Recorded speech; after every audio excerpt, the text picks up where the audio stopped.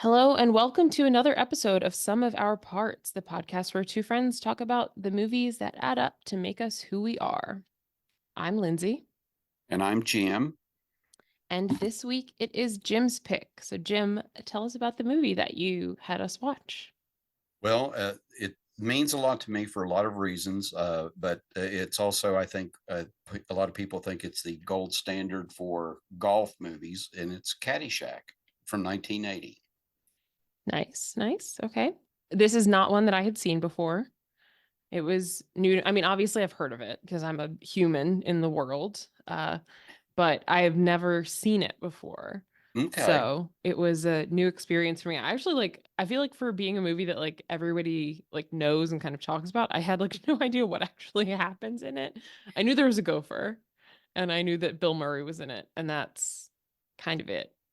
Well, and it has, I think, one of your favorite directors Harold Ramis, my favorite Ghostbuster as a director for sure. I who love Harold Ramis. who Rest did in peace. what exactly? Who did another one of my picks, Animal House. So Yep. Yep. So you can see there's a little bit of a theme, I guess, here. So I'm a fan of his too, Hmm. and his work.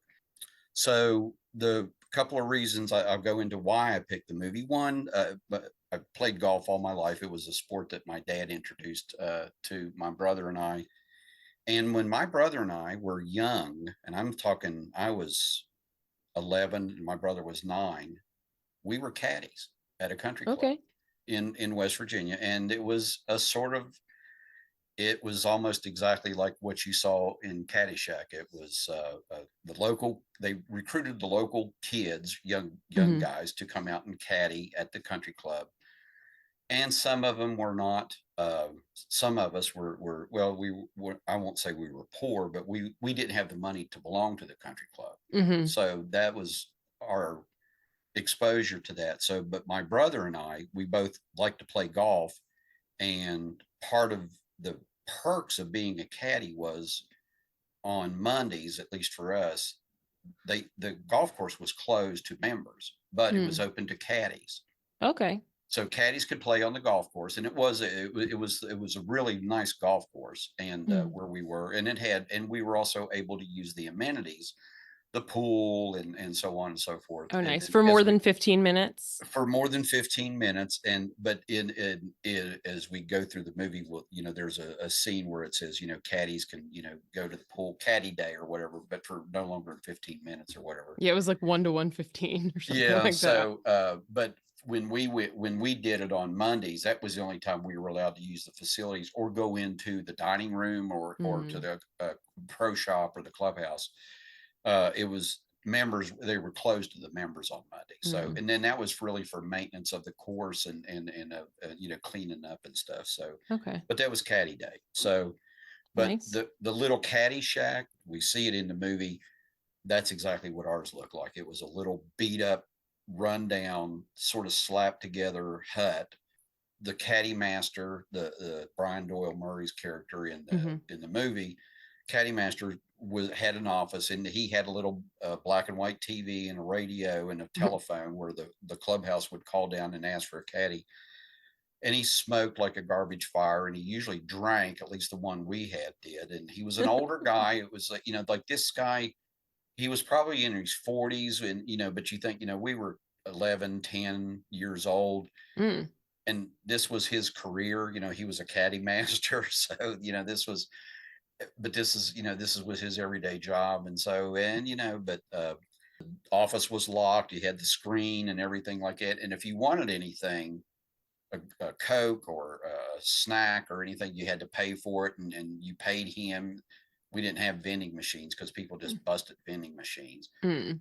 The chairs we had were all beat up, worn out chairs that people had thrown away, and then we dragged into the caddy yard, and then Oh, wow. we had the basketball court with no net, and it was all dirt and stuff. And a lot of the guys that were caddies, some of them were older, some of them were about our age, but most of them, they did it to pick up extra money. And that brings me to another part of it is, so when we caddied, my brother and I'm talking early 70s, so Mm. 71, 72, 73, maybe even 70, we could make $20 to $25 a day. cash That's a good money. That's deal. what it was. That was what we came home with. So, Mhm.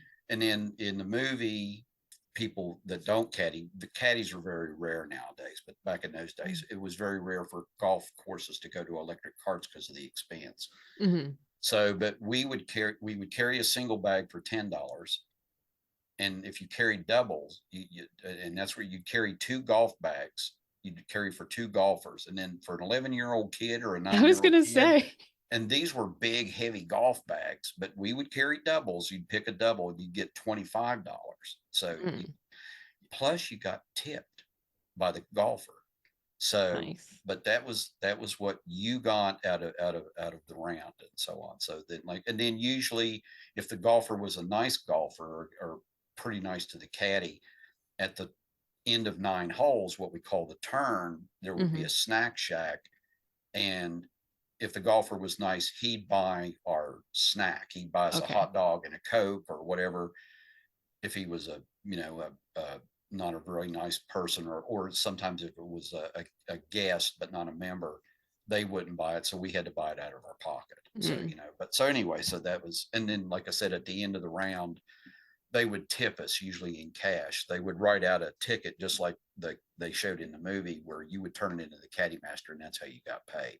They had Okay. to sign your ticket. So Nice. so Nice. that's the reason I picked the movie, was because that we I like golf, and then we were caddies, and it did do a really good job of portraying that. And I'm a big Rodney Dangerfield fan, so it's just, Yeah, I think and he's very funny. he is. So and if you want to run down the scenario, the opening of the movie, where do Yeah. Yeah, we could start there. we're So, at Kenny Loggins. yes, we get Kenny Loggins opening and closing the movie. It's like it's on loop in my head. Oh, It's all right. the same Uh, guy who, by the way, did the theme to Top Gun. yes, and Footloose. Oh, there. See, there you go. So, Yeah, yeah, absolutely. I will say, just as a start, I don't like golf. I think it's very boring, but this movie made it seem much more fun than it really is. And I don't have golf experience. I've been to golf tournaments oh, for okay, like scholarship things, like family friend. Like I got a okay, scholarship when I was in high school that's like a family friend's like organization does, and they have a golf tournament every year. So I used to go to it and help there.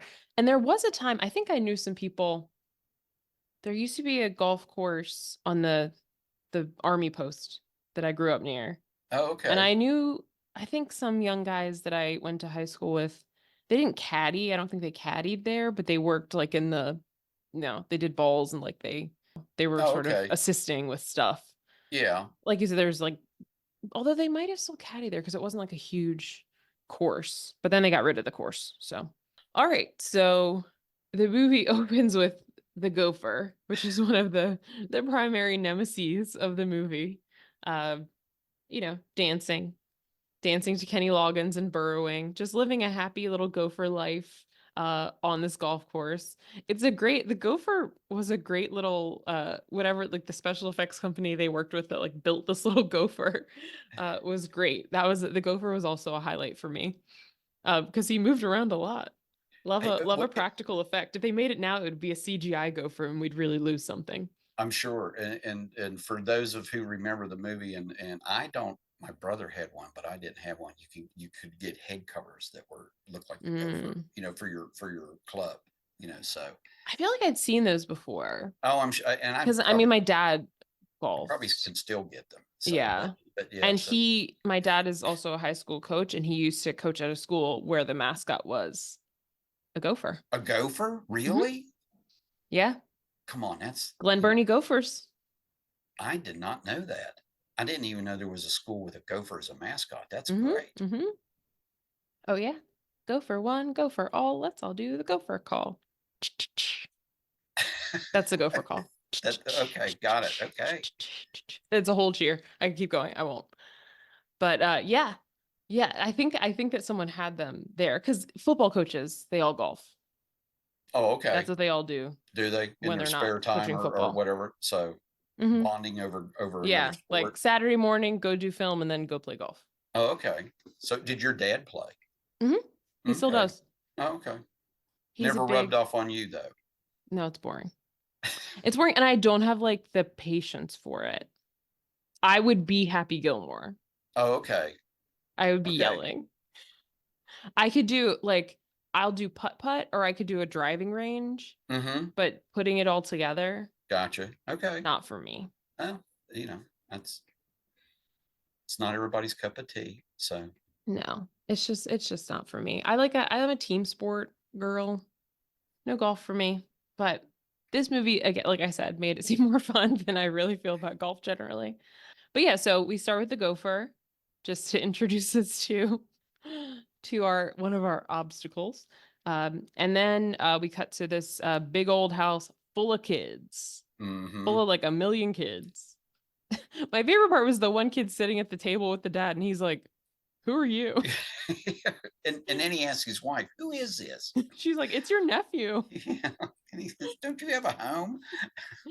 But Danny, who's like the main caddy, he's kind of like our main character. He's the oldest of this family. Mm-hmm. And it's established here that he potentially wants to go to college, but they got 4,000 kids and not a lot of money. He's not So, the brightest bulb in the world. yeah, no. So it's not looking too hot. Like he's slipping his tips into like a jar. That's kind of the college fund. Right. And it does not look like it might cover a book, looking at like what they have in there already. He's kind of a little aimless, unsure of what he wants to do. And it seems like he mostly caddies for this rich dude, Ty Webb, who's played by Chevy Chase. Ty's kind of a little all over the place. He's a rich guy. I think he's sort of an inheritance kind of thing. Mm-hmm. Sort He's of a trust fund baby. Yes, he's definitely a trust fund baby. He's seems perhaps a little into like Buddhism. He like golfs blindfolded to be like, be the ball, feel the ball, that kind of thing. Well, He says a funny line here that made me laugh when he's like, "Do you take drugs, Danny?" And he says, "Every day." And then he's like, "Good." And then keeps talking.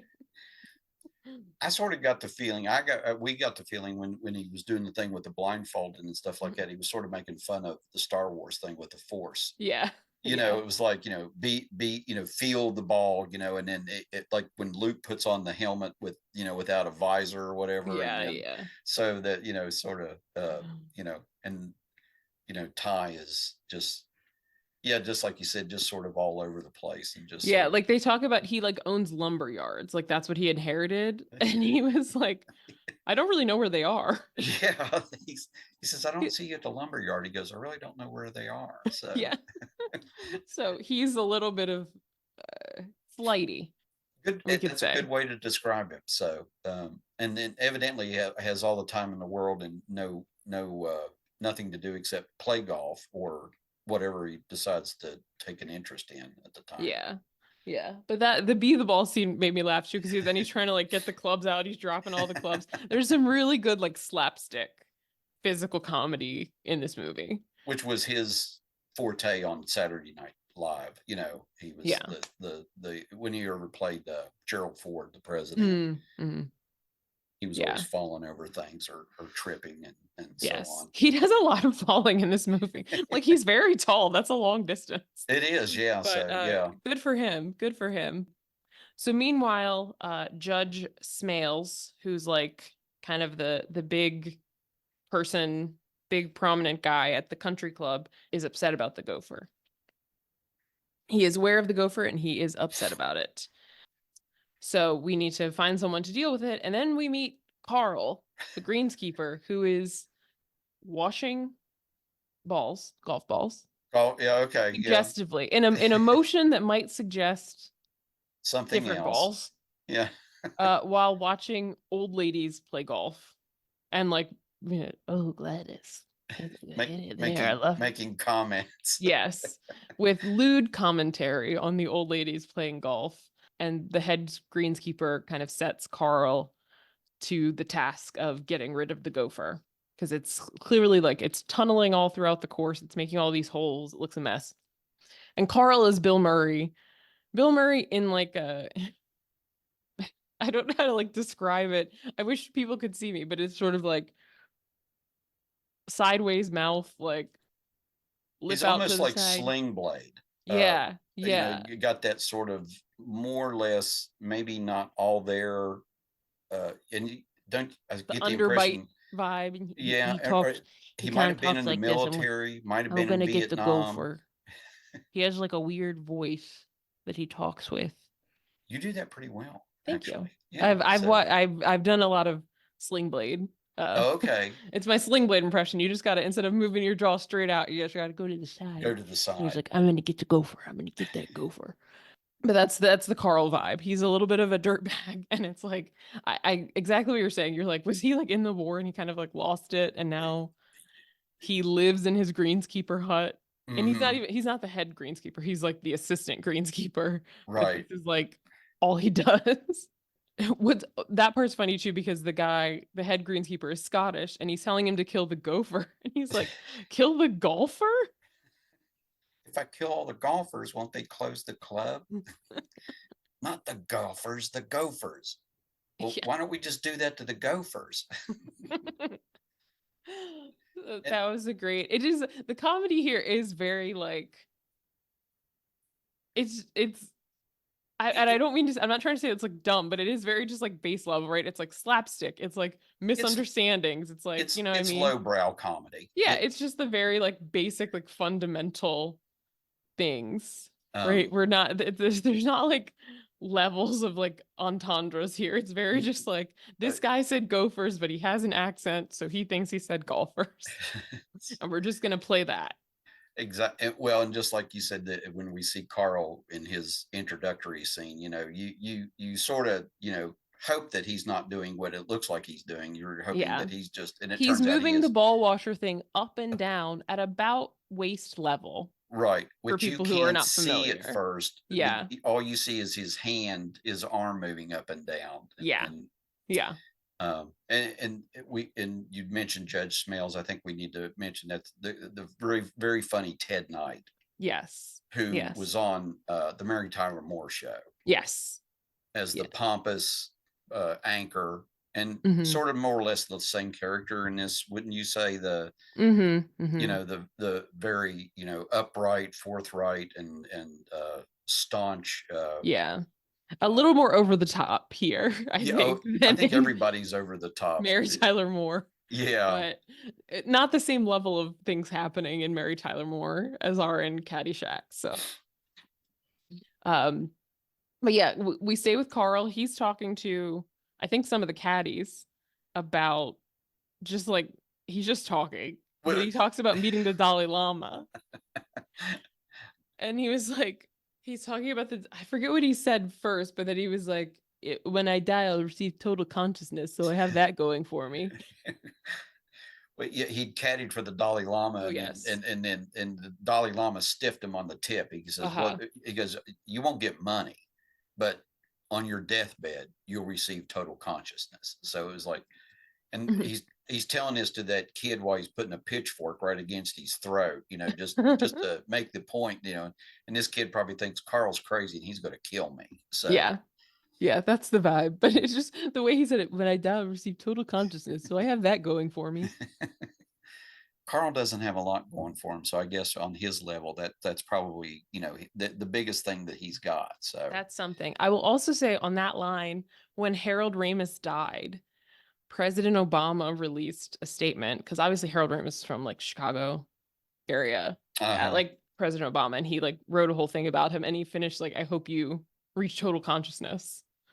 Did he really? Yeah, yeah, That's pretty cool. I like that yeah, I he saw that when there. I was like reading for this. So So yeah, that's good how for President Obama. Obama like ended his like tribute to Harold Ramis when he died. So I thought that was nice. I'm hoping that he was a fan of the movie and not just singled that out. I That have to, I imagine so, I would hope so. He was a young guy who grew up in like the 70s and 80s, so Yeah. So yeah. I think so. We'll say. We'll say. And like I said, it's like these are all Chicago area people, and he was a Chicago, I became a Chicago person, so I imagine there's great reverence in Well, the area. a lot of them, Chevy Chase, they all came from Second City, Yeah. Yeah. so grew up around that area. So Hmm. Yeah. So, all right. Well, after And then I think we just get some glimpses of like other life. So like another caddy named Tony is caddying for this old couple who like they can't they like can't keep track of like where their balls are. They are just like losing it. It's like, ma'am, your ball is right here. And, and he has to face the older guy to where he's supposed to hit the ball. Yeah. And this we I talked a little bit in the beginning about carrying two bags, so he's carrying doubles. So you can see what happened usually is when you carried bags for two different golfers, they would go in two different completely directions. So you had to follow one, give them their club, and then run over across the golf course then to the other one and give them their golf club. Oh no. And you could see that, and the couple is pretty stereotypical of most of what the members at golf clubs were like back then. I can't speak for now, but they were old, they had money, and they would go out and they had no more idea how to play golf than the man in the moon. But that's what they were supposed to do. And poor Yeah. Denunzio. That reminds me of when I used to cater, and I used to cater for like a fancy company in DC, and it was like a lot of rich people at places, and it's just like I have to stop them from trying. One time I had a tray with hors d'oeuvres and they were like sticking up, but the tray had like rocks on it, and people kept trying to eat the rocks, and I was like, "Sir, that is a rock." Like the hors d'oeuvre was clearly like they were like on sticks. Mm-hmm. It was like I think it was like lamb lollipops or something. So I was like, "This is the thing you eat. This is a rock." Just because you have money doesn't mean you have It's taste. not at all. We're like a functioning brain. Like so many people I had to be like, "Stop trying to eat the rocks." I will say too, for D'Annunzio, that was one of the things. I don't know about every golf course or country club where I caddied, and a lot of the guys did. A lot of the caddies did smoke. You didn't Mm, smoke while you mm, were caddying. You didn't eat until there was a break. You didn't drink anything. You didn't even chew gum. So mm. and and uh, and Well, you I had guess he figured that couple couldn't remember long enough to that's tell on him. possible. And we weren't allowed to wear shorts. Mm. We could wear short sleeve shirts, but we had to wear long pants. Oh, that probably got hot. Extremely, extremely. Plus So carrying stuff. Oof. yeah. And you wore either tennis shoes or golf shoes if you had Mm. golf shoes. But most of the guys wore tennis shoes because they didn't have golf shoes. Yeah. Anyway, Yeah. So then Tony, that caddy fights with Danny, our like main guy. They get in trouble. But then we find out there's a caddy scholarship. So there's a mm. scholarship for a high achieving caddy. And the kid who got it died of anxiety. The rumor is that he like got so nervous during a test he threw up and choked on his own vomit or something, which is that was like my level of anxiety in high school.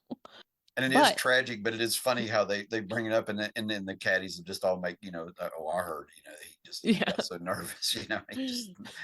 But yeah, in any case, the scholarship is up for grabs, which for Danny means he could go to college since his family definitely can't afford it. Judge Smales is in charge of who gets it. Mhm. So they're like, okay, well, let's go kiss his ass, basically. Right. Now, Danny's like, oh, I want a caddy for him. And then we kind of see a little bit more about Judge Smales. We go into the clubhouse. Ty, he calls the judge a slouch, and he says he doesn't keep score. And the judge is like, oh, how do you like measure how you do? And he says by height. Because Chevy Chase, if you're not familiar, is a tall person. My favorite part of that scene is the gentleman that like shines shoes, Oh, who's a black gentleman in the clubhouse. The judge says like, let have this colored boy clean my shoes again, and he's like, you called me a colored boy, and he's like, has the shoe up against like the buffer thing and just like digs it in so that there's sparks flying, and he's like, that is a great scene. I wrote that calling down. me a colored boy. I'd forgotten about that. Yeah.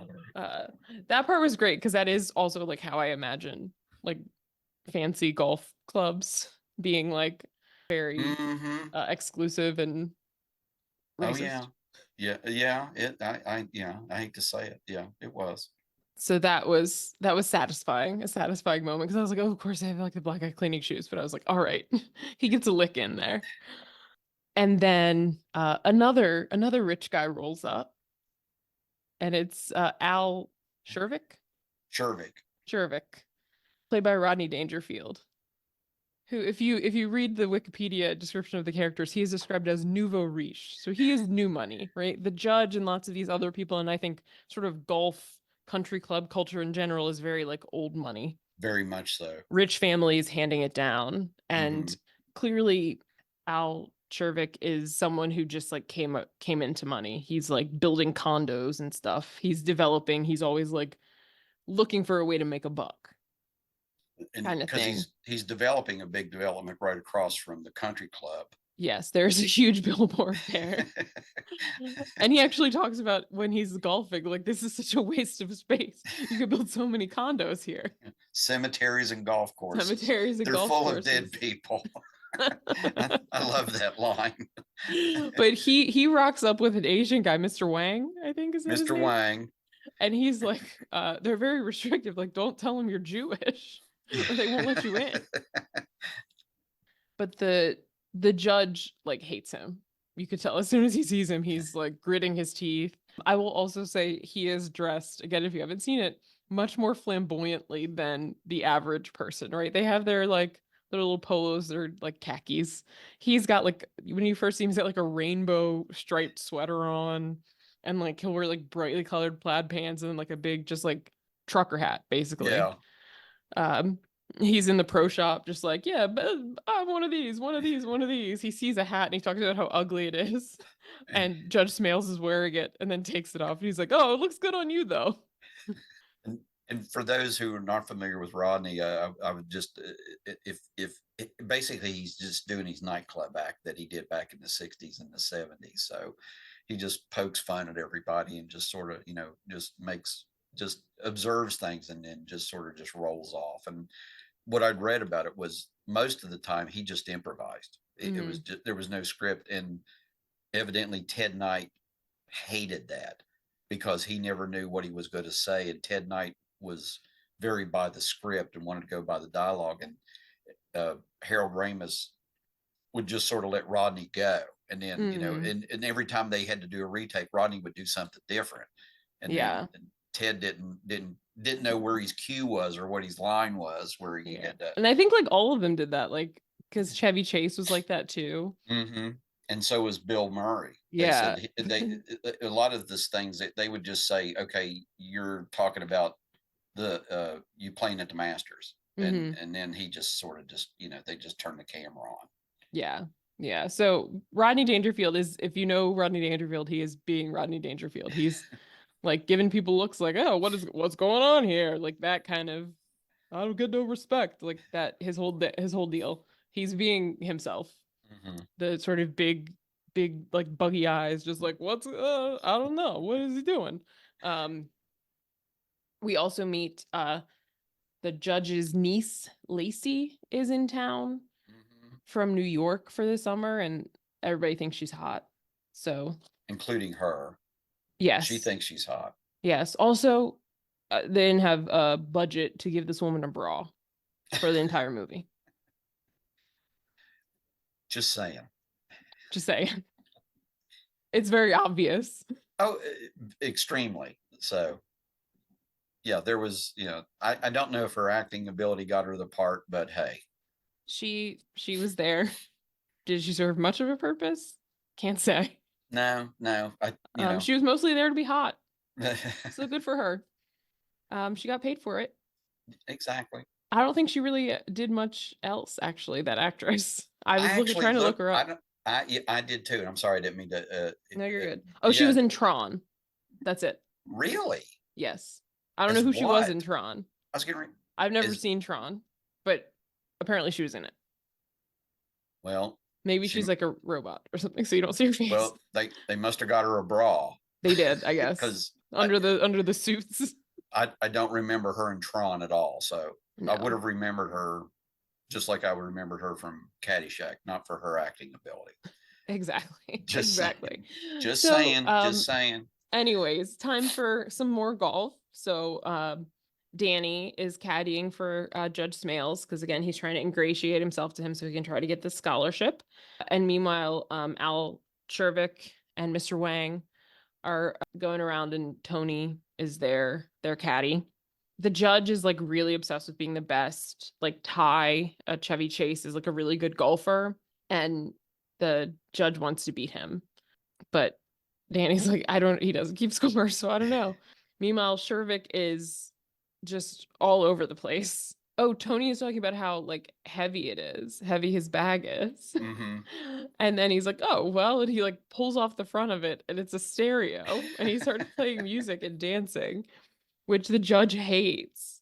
Also, Chervik whacks a ball and hits the judge in the nuts, which also makes him mad. I read that that happened to Harold Ramis when he was a Oh, caddy. oh, He got really? hit in the nuts with a ball. So that was his own experience. But of course, they made it happen to the judge because he's incredibly uptight and deserves it. And I like Rodney's line though. He says, he goes, I yelled 4, but maybe I should have yelled 2. Yeah. Yes, yes. And the funny is Danny, you're rooting against the judge too, because Danny's like trying to like, talk to you about the scholarship, and the judge is basically like, nope. The niece is like, oh, good try though. Well, because he's got a great line. He goes, well, the world needs ditch diggers. Yes. So it's like, oh, that's going to be your lot in Oh yeah, life. because he's like, I can't afford to go to college. And he's like, well, the world needs ditch diggers. Mm. So it was So very like shut down. He was trying to, reach out there for something, and the judge was like, nope, block that shot. Meanwhile, Carl is trying to take on the gopher. He's trying to flush it out. The gopher bites him when he's trying to do that. And meanwhile, he just basically makes like geysers out of all the holes throughout the course, which is a pretty comical image of just like water gushing out like everywhere. I have to admit the whatever they use for effects or whatever, and wherever they filmed this, I don't think it was a real golf course. But that some of the effects were pretty funny. The Mm-hmm. water, and then later on in the movie, we'll talk about Yeah. Carl's efforts to eradicate the gopher with Yeah. other means. I think they filmed some of it. The country club it's in a golf club in Florida. Oh, okay. Which is not where the movie's supposed to take place. The movie is No, it's supposed to be. like, isn't it like, it's like middle America somewhere. It's like Yeah, Nebraska or something. yeah, that's what I think it was supposed to be in Nebraska. Because they said something, because I think when the niece comes, she's like, why would I want to spend the summer in Nebraska or something like that? So I Because she think it came is, from New York, didn't she? yeah, Yeah. So yeah, because you get the feeling it's middle America. yeah. Anyways, so far the gopher is winning in Hmm. the in The the gopher war. versus Carl. The gopher is winning. Chervik also has a keg in his golf bag. He presses something and a tap appears, and he's just pouring cups. I think he gives one to Tony too, so that's nice. Yeah. He's just handing out cups of beer to everyone. He also throws money at people a lot. Everybody gets a tip. It's like he just hands out money like it's. Yeah, he always has cash in his hand Yeah. just to hand out to people. And he loves to bet. So this is when Yes. he says the judge is about to have a putt, and he's like, "Hey, I bet you're gonna miss that putt." And the judge takes the bet, and then he misses the putt. There's also a whole audience, right? Once the bet is made, everybody's like, "Ooh!" Everybody's watching. He misses the putt. Then he chucks his club, and it lands on like the sort of deck where the like picnic tables are, like where people are eating, and whacks a woman. It's called the veranda deer. That's what we called it, the country club. Okay, like I said, listen, I'm not a golf person. No, I'm It's just. a deck where people are eating food. Well, yeah. So, but in country club lingo, it's the The veranda. veranda. The I'm veranda. sorry. Yeah. It landed on the veranda. Which, by the way, caddies were not allowed. We couldn't go in the front door of the clubhouse or the pro shop, and then we couldn't go onto the veranda. Dang. Yeah. So anyway, Um, so so yeah, it judge. takes out a lady, and the person is obviously very upset. He's like, it was an accident. It slipped out of my hands. Danny, again, still trying to ingratiate himself, is like, oh, you know what, Judge? I saw that your grips are a little worn. So this is my fault. I should have put something on there to help them stick for you. And the judge is like, okay, thanks, man. Did me Yeah, a solid. right. He basically tells him that he can get the scholarship if he wins the caddy tournament.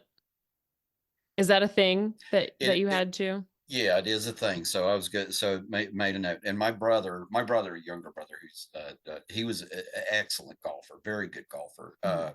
And then did win the caddy tournament the year that we only caddied for a year. So, Mm-hmm. but the year he played, and my brother was, I think he was 10 years old, Oh wow. and he won the caddy tournament. So, but in all fairness, a lot of the caddies really didn't play that much. I mean, Mm-hmm. they played at it. Tom, my brother was he was a very good golfer. He reminds me of the way he played of like Ty.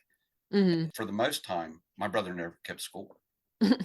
He really didn't. So, but I knew whenever we played together, my brother was probably it was at one point we really tried to get him to talk about going professional. Mm.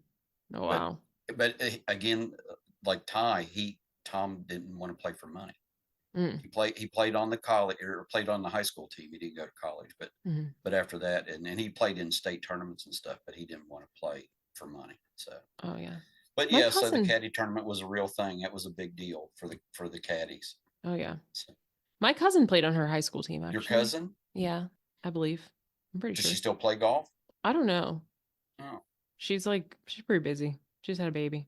oh, But maybe I get her to teach me how to golf. The problem, just gonna be frank, with guys trying to teach me how to golf, there are impediments that I have to a swing uh, that a guy does not have. understood. So I'm like, they're like telling me to swing it. I'm like, my man, there's Mm-hmm. not how it works over here. I, There's something in the way. But maybe she could teach me how to swing there you correctly go. so that I could do better at top golf because that's all I'm doing. Top golf Nothing and wrong putt with putt. that. Top golf and putt putt. But Mm-hmm. that's the problem though. Like when you're putting and it does a little like woo around the hole, Mm-hmm. that Yeah. makes me so angry. And I do want to be like Abby Gilmore and be like, that's your home. Don't you want to go into your home? That's why I can't golf. Okay. And I just don't care. You gotta like dress, you gotta wear like a special outfit and stuff. I don't want to do all that. My aunt played golf too. She would always play in that tournament that I talked about. Oh, okay. So we The did have charity women's thing. clubs at our house for a while because she would just come here and instead of taking them back to where she lives, she would just leave them at our house and Oh, okay. There play you in the go. tournament. But yeah, I know a couple women who have played golf in my family, but it's never been of interest to me. My sister played for a short period of time in high school, and then a little bit later on. But then she, it became just a, you know, like married, had children, and then Yeah, had other things to do. yeah. So I still play. So, Anyways, anyways, I'll watch in the Olympics, and that's it. kind of the extent of my golf interest. Oh, okay. So, And when I say that, I mean if I'm watching Olympic coverage and the golf comes on, then oh, I'll know what no, happens. I look. don't I seek I it know out. what you mean. It can be very very boring to watch. So, it's much more fun. Well, at least it is for me to be out on the golf course. So, I'm sure. I'm sure. yeah. So, Anyways, so back to Carl trying to figure out what to do. He's plotting.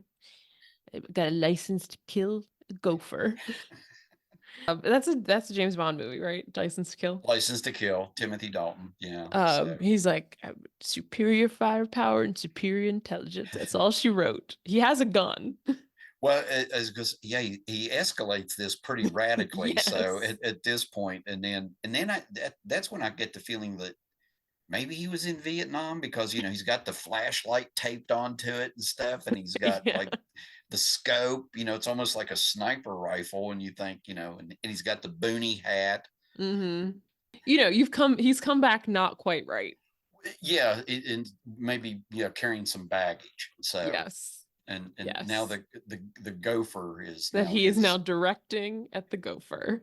Well, he does call him He does Gopher call him. Kong. Yeah. Kong. Or Varmint Kong. Varmint Varmint Kong, Kong. yeah, Yeah. yeah, So, yeah. you know, The VC. the VC. Yeah. So, well, yeah. So things are happening there. He's going after it. Meanwhile, Danny meets up with his girlfriend Maggie, who is the girl from Animal House, who was like the 13-year-old. But in this movie, she has an Irish accent. I don't think that lady's Irish. I think the character's name is like Maggie O'Hooligan or something. So they Something made like her that. Irish. And so she talks in this ridiculous Irish accent the whole movie. It's like, just let her talk normal. Well, especially when she gets mad and all of a sudden it's like listening to the gangs of New York, isn't it though? Where they're Yeah. going at it and the it's you think it's Bill the Butcher and with the whatever You Leonardo's. can't do nothing for me. What are you talking about? I was like, what are you doing? Don't touch me, Lucky Charms. They're magically delicious. That's what I was waiting on. I know. It reminds me, there is a Disney Channel original movie called Luck of the Irish where this boy is Irish and they start like turning into leprechauns. Ooh. Basically, his family. And they're like, Saints preserve us. Oh goodness, what are you doing? And that's basically how she was talking the whole time. Well, if you want to go further back in time, you need to watch one of Sean Connery's first movies, Darby O'Gill and the Little People, Oh. and it's about leprechauns. And Sean Connery is not a leprechaun, but No. he plays an Irishman Hmm. in this movie about leprechauns. So, and some really thick, heavy accent. I think there are some real Irish people in that, but anyway, Nice. yeah. Nice, Here's a nice. little trivia: Darby O'Gill and the Little People. Darby O'Gill and the Little People. All right. That sounds like a band. But anyways, so Maggie works at she works at like the snack shack Hmm. thing or whatever. I don't know if there is a fancier name at the country club for the snack counter. The nourishment center at the country club. No, Uh, actually, it was a snack shack, so that's what we okay. called it. Yeah. So, But she also like caters she's like a waitress in the clubhouse and she ropes Danny into being a waiter at like it's like the 4th of July hmm. banquet kind of thing. She's like, all you gotta do is like give people more butter. And then it cuts to the event and he's just lopping tons of butter at the judge's table. I don't know if he's trying to impress the judge or the niece or maybe both, but they're like, that's enough. I think that's enough butter. If you need any more, let me know. And then you see, like, again, it's sort of this contrast. The judge is dressed in what appears to be like marine dress uniform. Hmm. And then you have Al Chervik in just like mismatched, wild, like sports coat pants and being loud, lets out a very loud fart. And after he does, he says, "Oh, did somebody step on a duck?" Yes. I don't know if maybe your generation, my generation still says that. I had never heard that before this We movie. still use that, and on the golf course, probably 90% of our conversations are lines from this movie. We all make the noise that Ty makes when he putts. No, no, no, no, no, no, no, no, no, no, no, no. We all do that. When Al's waiting on the golf course, waiting for the judge ahead of them to hit, Hmm. and he says, "Today, while we're still young," Yeah. we still say that. So Nice. this is one of those I guess like Happy Gilmore has its quotes. This is for my generation. This is our and even some younger guys. So Yeah. I'll Yeah. mention our former chief who Hmm. I play golf with. Oh yeah. Oh Yeah, yeah. we, Balls and holes. Balls and mhm, holes. we I don't still know if you were there when he gave us that talk, but uh-huh. he made a whole analogy. We got our former boss at a staff meeting was trying to make analogies about golf, and it just kept devolving to like balls and holes, and that's how we refer to it now. It's like, oh, the balls and holes speech, Speech. Exactly. balls and Yeah. holes. So yeah. Yeah, my aunt was I had mentioned this movie. My aunt was brought up the like no no no no no no no Oh, that thing. really? Yeah. But yeah, so they're basically once again, the judge and Al Chervik are just polar opposites, and the judge like cannot stand him. Al is obnoxious. He's like complaining about the food. He's like, I wouldn't give this to my dog. I could get better food in a ballpark or whatever. Like the chef is like, do not a The dog. chef's good. They have to hold the chef back. He wants to go kill him with a cleaver. Dog food. Well, Um, that my favorite line is he goes, "Look at this steak. You can still see where the jockey hit it," inferring that it's a horse. yes. That was great. That's a great line, I think. And then it cuts back and forth. Carl is still hunting the gopher at night. He says the line, I smell varmint poontang. And I was like, oh, huh, okay. He's out hunting at nighttime. Uh, Oh, and then at the country club, the judge's niece Lacey seems to be attracted to Ty, again, Chevy Chase.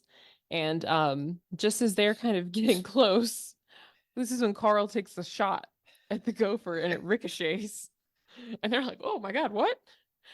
Also, the judge's grandson, whose name is like Spalding or something Spalding. Mhm. pretentious, is wasted. And he stumbles out the door and barfs in an open sunroof of a car, which is that Dr. Beeper's car? Dr. Beeper's Porsche. Yeah. Yeah. And then later Dr. Beeper and his lady friend are going out to get in the car, and as soon as he sits down, you get a nice like squish Yeah. noise, which is gross. Yeah. Spalding is another stereotypical character of the these are the younger offspring of one of the rich members who has more money or has money and is just a jerk. And a uh total loser. He just like spends the whole movie like picking his nose and stuff. well, just being stupid and Yeah. and then just and then and the way they treat not only just the caddies but the wait staff and like you said the Hmm. staff at the country club. That's really how that we were we were sort of like invisible. It's Yeah. like That's how it was when I catered. right. Yeah. So it's the same sort of premise. You were there to perform a function, but other than that, nobody actually knew you or Yeah. recognized you. Not in that circle. All Yeah. the caddies knew who you were. Right, We had right. nicknames for each other. That Yeah. everybody that you work with knew who you They were. would only notice if their clubs didn't make it to the next hole with them, right? Oh Like yeah. they notice the absence of you, but not the presence of you. Exactly, exactly. Yeah, if Right. you did something wrong or if you didn't keep up or whatever it was, yeah, it's like, oh, who was your caddy? And it was always then they would remember your name. But Yeah. Yeah. So, but back at the party, Rodney Dangerfield is having himself a time. He gets the band was playing sort of like sedate music, and he throws some money at them to kind of pump it up, and he starts dancing. I've seen him dancing as like a love gif that. before. I love when he dances like that. That's Yeah. yeah. And again, his just like his face with his like giant eyeballs is just like, I think there is something just inherently funny about like seeing him. That and that big goofy grin he has on his face all the Yeah. time. It's like Like he has like a cartoonish like face. mm-hmm. So, it's always something seeing him. He propositioned the judge's wife. It's just everything he does, he's just making the judge more and more angry. And it's great. Then we're back at the golf course. Carl is back to spying on the ladies. Ty Oh is being God. weird golfing again. He's golfing barefoot now. He gives Danny some advice, which he attributes to, or he gives Danny some advice inspired by a roommate he had named Mitch Cumstein, which I wrote down. I just wrote down Mitch Cumstein, dot, dot, dot. Uh-huh. And then it's the caddy tournament, and Danny wins. And the judge sort of invites him to a party. He's like, I'm having a party at the yacht club, and you can come mow my lawn. Yeah. Oh, and And afterwards, then after that, you can come to the party, so Cinderella. it, just going back to the caddy tournament, by the way, at the very end of it, where he's lining up the putt to win it, and everybody's yelling Noonan, Noonan. We still do that on the golf course, by the way, when somebody's getting ready to make a putt. You just yell Noonan. Yell Noonan, yeah, trying to make him miss the putt. Yeah, so just yeah, so Nice, nice. oh This is yeah, also when they get the opportunity to go to the pool. And the sign says like caddies welcome 1 o'clock to 1:15, but they just take over basically. There's like synchronized swimming happening. That's a There's great scene, by the way, this and I whole think routine. no, with the caddies and some of the other people in the employees and stuff. So I love that. Yes. I wrote that down. Harold Ramis was a genius, was what I wrote. Yes. For doing that. So, Little Ethel Merman. hmm Of course, the judge's niece Lacey comes. Everyone is just staring at her, and she executes a perfect swan dive off the high dive. maybe that's why they hired her for the movie. Maybe. No, well, no, it wasn't her though. I read Oh, it that. wasn't. That actress, because she couldn't wear contacts and she's legally blind without her contacts. Well, see, I did But not know she went that. up to the top so that they had to like guide her up to the top because she Really? couldn't see. Oh gosh. And then they had an actual diver do the dive. Oh, okay. So Well, she walked up, but she walked up literally blindly, blind. and then a diver did the dive. Well, they picked a good double though, because I couldn't tell the difference. Yeah, So yeah.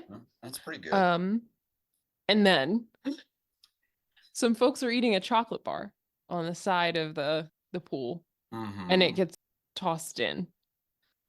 And unfortunately, it looks like it's like 100 grand bar or something, so it's got a lot of peanuts. It looks like So a turd. it's a Baby Ruth.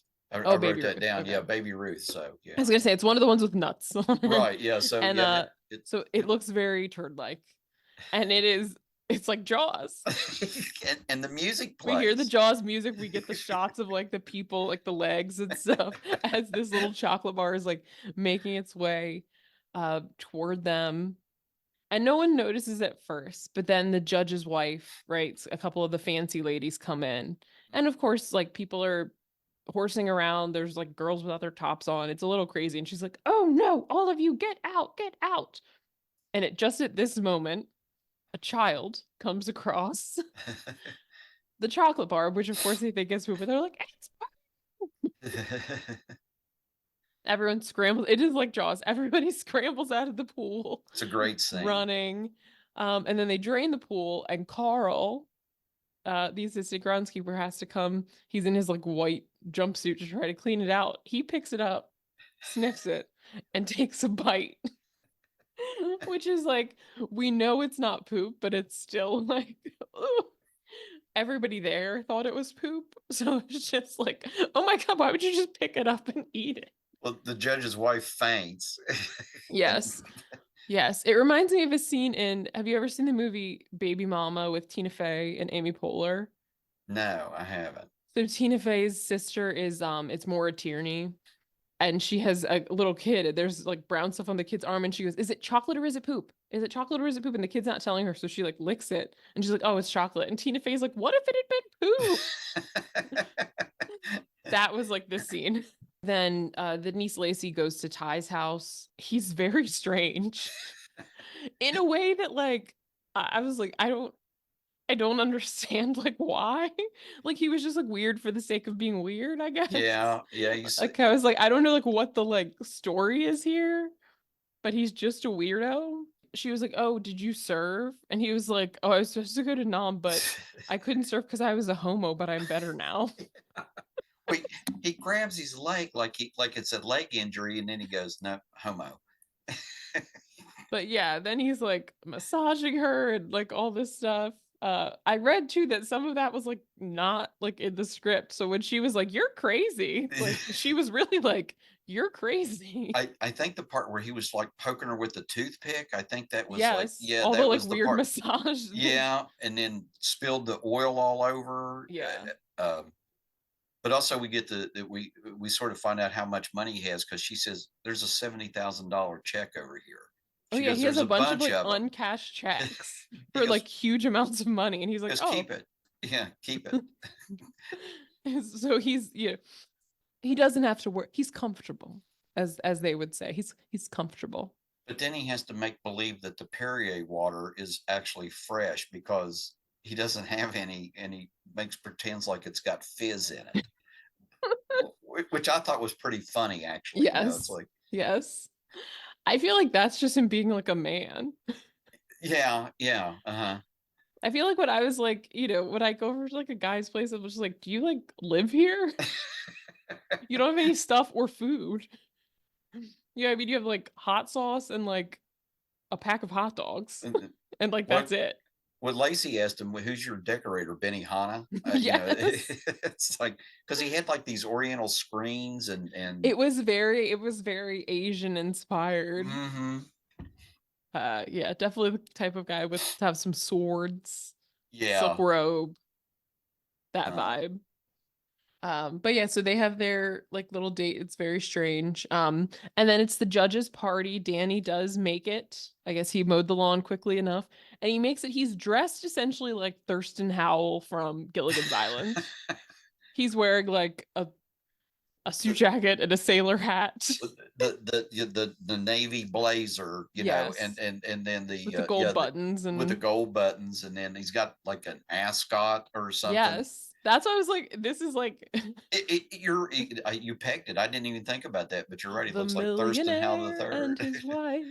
That was him basically. hmm And the Spalding's like making fun of him and Lacey's like defending him and she's kind of flirting with him. Meanwhile, the judge is he has a new like sailboat that they're like dedicating or naming or whatever.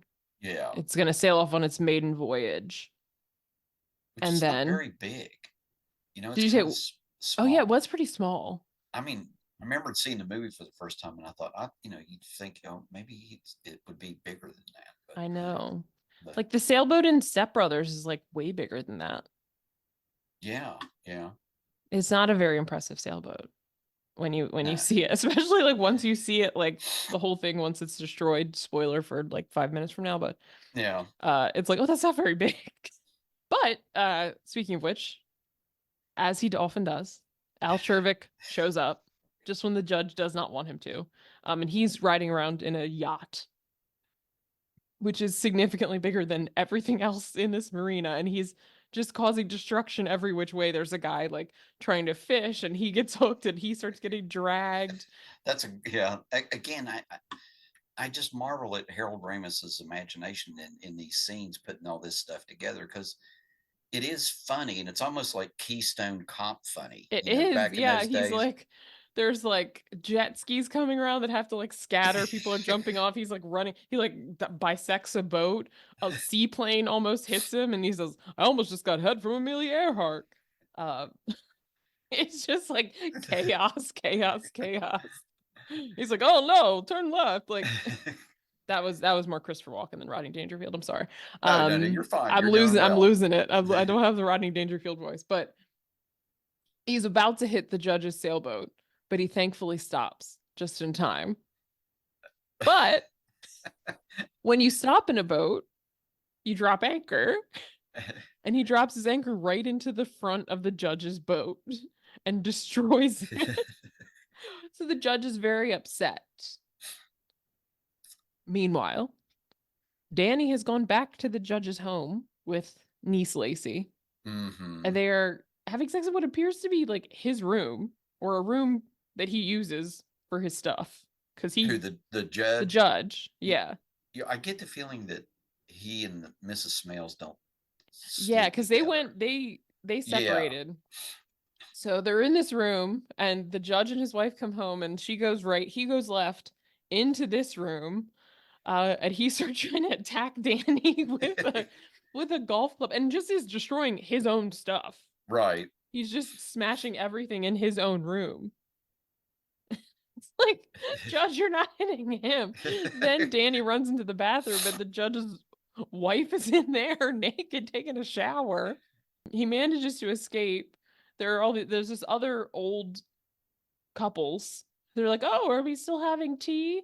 Well, it's the same old couple from the golf Oh course, yeah, yeah, yeah, yeah. Those that old people. yeah, exactly. And Yeah. then as Danny's trying to run away, he runs into like the butler who has the tray of tea stuff. It all falls down around those old people, and they're like, "Oh, well, I guess that's the tea."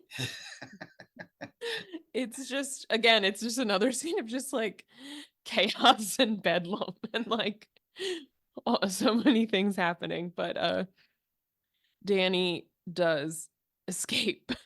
And then this is that kind of, I think, one of the like iconic scenes that you were alluding to before. Carl is at the country club Oh God. He's whacking flowers while telling like narrating as if he's at Augusta playing in the Masters. Cinderella story. The voice Bill Murray does in this movie is very funny It because he doesn't is. sound like Bill Murray at all.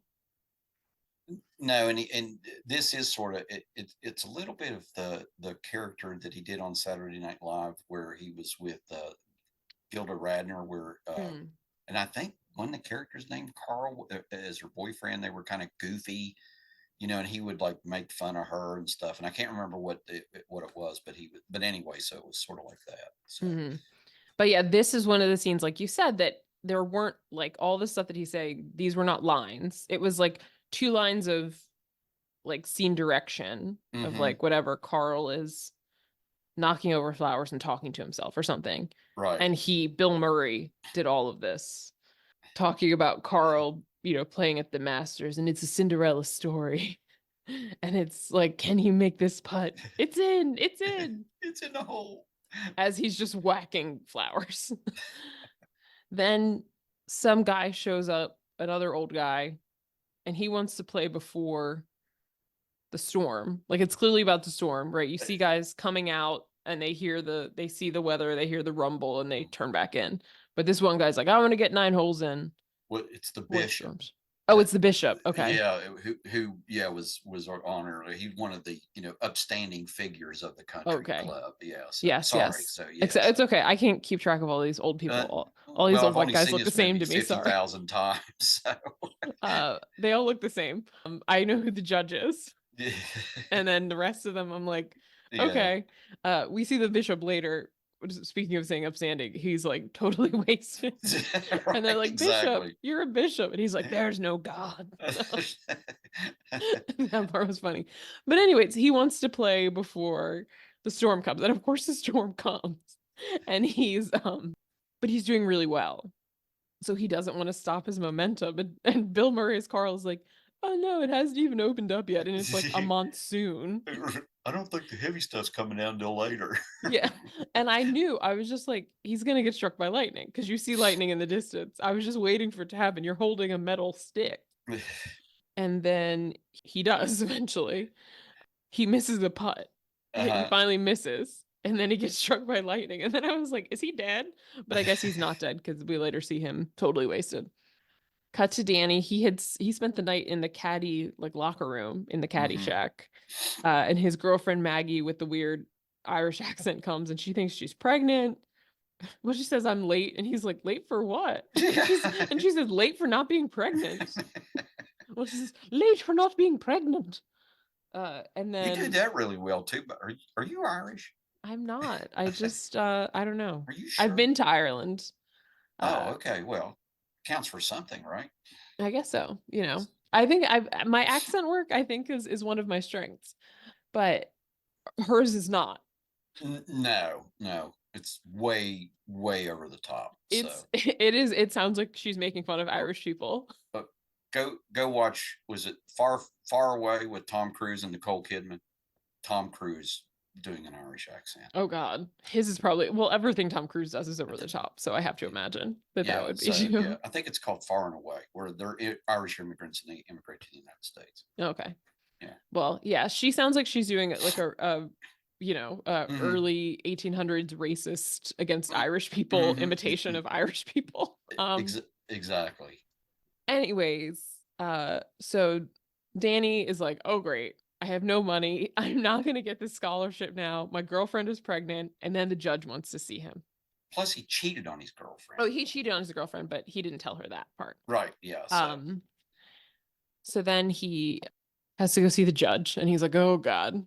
And again, remember the last time he saw the judge? The judge was trying to take his head off with a golf club for sleeping with his niece. So his niece, who is presumably like an adult, and Danny's like 17, but to really Yeah. go after her. But anyways, Yeah. um, Plus, it was her that initiated it. So. exactly.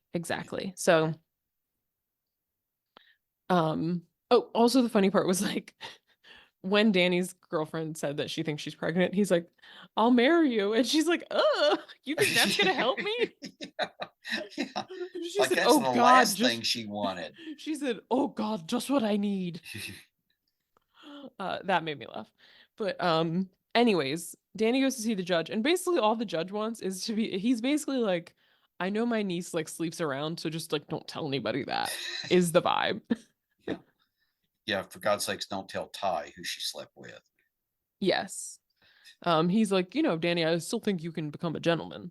And he is just like a crazy sounding person also. He's like, you know, I sentence boys as young as you, sometimes younger, to the gas chamber. I owe it to them. I was like, It's like, what? I didn't want to do it, but I owed it to them. Yeah, Danny's looking also like, oh my God. Also, like it's 1980. Are people still being killed in the gas chamber? don't that's a good question. Well, maybe 20 years before that he was doing that. So That's true. Or yeah, maybe in like Nebraska or wherever they were. could be. Yeah. So I don't know if In yeah. any case, Danny's kind of off the hook with that, with the judge. So he still has Right. a chance at this scholarship. But he's like, do you stand for goodness and badness? And I wrote in my notes, the judge is a nut in a bad way. They're all the people in this movie are kind of nuts. He's a nut, parentheses, derogatory. Right. Al Chervik is a nut, parentheses, positive, like in a Yes. fun way. Oh yeah. Al's the kind of guy you want to hang with. Yeah. You might get in trouble with him, but you'd have a good time doing it. Yeah. And he'd definitely give you some cash. He could buy your way out of it, right? Exactly. So yeah. So come on. Exactly. Yeah. This is when the bishop is wasted in the clubhouse, which is a hilarious moment because they're like, the judge is like, sir, you're the bishop, like you're an upstanding member of society. He's like, no, I'm not. You're a man of God. There is no God. Well, and I do love that when the bartender says, Bishop, do you want another drink? He goes, never ask a Navy man if he wants another drink. And Yeah. you're implying that he's already had too many. That's a great line, I think. That part was really funny because at first I didn't realize he was the bishop, and then they're like, "Sir, you're the bishop." No, There because he is looked no like God. he was on like a desert island for like 12 years, and he had this I guess that's bummy what you linen look like when you suit. survive a lightning strike. But I he looked guess, he yeah. looked rough. He didn't even look like the same guy, See, so that's why I couldn't keep his track of hair him. was all frizzled, and like wiry looking and stuff. And it Yes, was like, being on a desert island is a perfect description of how he looked. Because it was like, what I is know, yeah. happening here? And shaved. I mean, yeah, yeah, the guy did a good job. So, Yeah. So, and here's where we kind of get toward the climax. So yeah, there's a club tournament. Ty hasn't signed up for it yet. It's all kind of the gentlemen in the clubhouse. Then Al comes in and the judge is mad and he's like, you can't be a member here. And Al's like, I don't want to be a member here. this place sucks. You all are snobs. I don't want to be a member. It sucks. And the judge is so offended. It sucks. It sucks. And then Al's like, I'm only here because maybe I want to buy it. You buy it? Buy Bushwood? The judge is so scandalized by this suggestion. This part is funny too because the judge is trying to like fight Al and they're kind of scuffling, but then Ty in the background just like puts Dr. Beeper in a headlock. Like they're not involved, but he just does it. Yeah, I know. I Just love that. because. Yeah, he doesn't get involved with the two guys who are trying to hit each other, but he puts Beeper in a headlock. So Yes. So they go to the judge's office. Ty's like, let's go to the judge's office. We'll figure it out. Al's like, let's do a match. We'll do pairs. We'll bet $20,000 on it. And he's like, I want Ty because everybody knows Ty is really good, despite him not keeping score. Al wants Ty. Ty's like, no, I don't. Like he said, I don't play for money, like that kind of thing. But then the judge says, oh, Ty, like me and your father were like best friends and we did all this together and you should play for me. And he's like, my dad hated you. I'll do it. Let's make it 40. yeah. Meanwhile, Danny's girlfriend is not pregnant and he apologizes for the way he's been acting. He doesn't tell her what he actually did. Right. He still doesn't fess up. It's like, really? He's like, oh, I've been acting like a real jerk lately. And she's like, oh, no, you're okay. He's like, no, I've been a jerk. It's like, you could tell her what that means, but he doesn't. In any case. And then we also have Carl, who is reaching like the highest level. He's carving little clay animals Well, that he's They're But plastic yeah, they're explosives. plastic Yeah, explosives. They yes. look like little clay animals, but they're explosives. Yeah. The gopher is watching him through a window, a little scared. Um, A little terrified. yes. And then Ty is trying to practice Oh at this God. time, and he apparently suddenly sucks. I guess maybe he can't play for money. It's the pressure. Mm-hmm. The nerves get to him, I think. He hits a ball through Carl's little into his little hut through the window, and Carl's about to chop his head off, literally. But thankfully they see each other. And I read that Harold Ramis had to put this scene in because he's like, these are two of like the biggest stars of the day, and they otherwise would not They interact. So right, he they were wrote never this in any scene scenes so together. that Chevy Chase and Bill Murray would have a scene together. And he was a little bit worried about how it would go because they were both on SNL and to some extent like kind of rivals They didn't there. like But each other, I don't yeah, think.